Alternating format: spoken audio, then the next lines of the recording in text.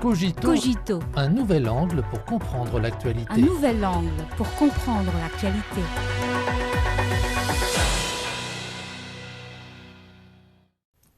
Bienvenue à Cogito.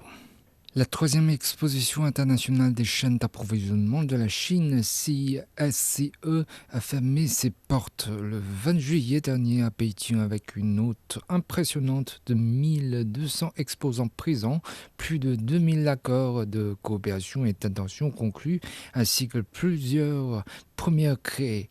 La CSCE a encore une fois de plus mis en évidence l'attrait de la chaîne d'approvisionnement chinoise. Elle constitue un produit public international important pour préserver la stabilité et la fluidité des chaînes industrielles et d'approvisionnement mondiales.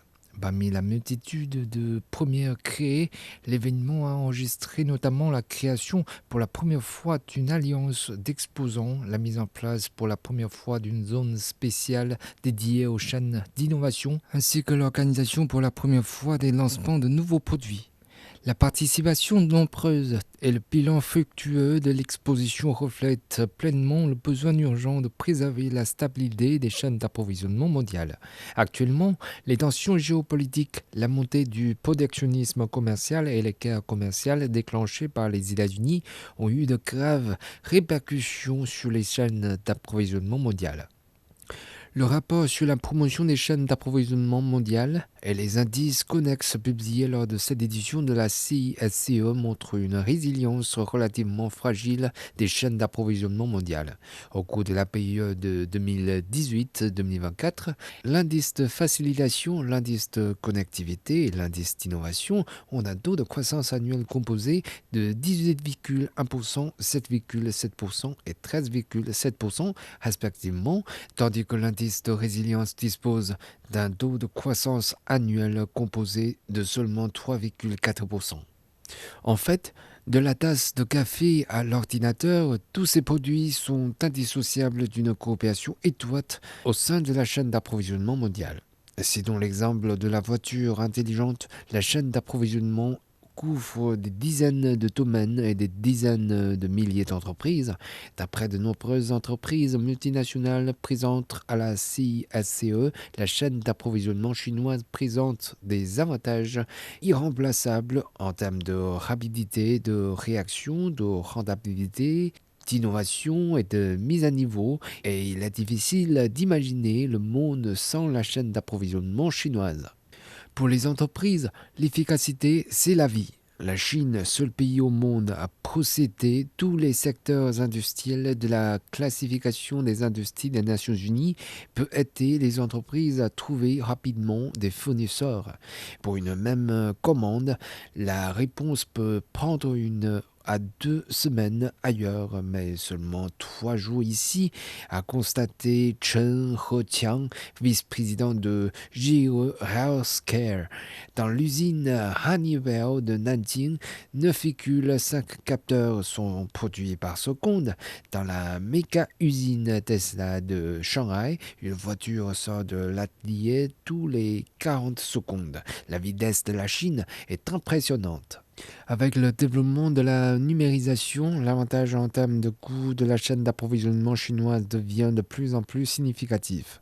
En janvier 2025, on comptait 189 usines phares dans le monde, dont 79 en Chine, ce qui place le pays au premier rang mondial. Prenons l'exemple de l'usine de Wuxi du géant français Schneider Electric.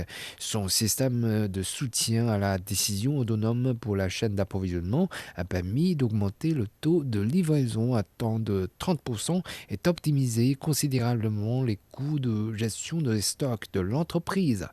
Qu'il s'agisse de la mise en place d'une série de mesures de facilitation des affaires, du renforcement de la garantie de service ou de la simplification du processus opérationnel, les efforts chinois visant à optimiser l'environnement des affaires ont permis aux entreprises étrangères de se développer plus rapidement dans le pays.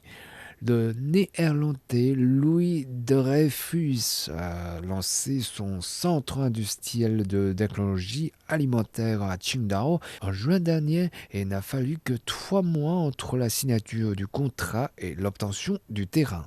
Dans la vague actuelle d'intelligence, la créativité chinoise constitue également une source importante d'innovation et de développement pour les entreprises étrangères. Le géant technologique américain Apple travaille avec les ingénieurs des fournisseurs locaux pour promouvoir l'application de la technologie intelligente dans la chaîne d'approvisionnement chinoise.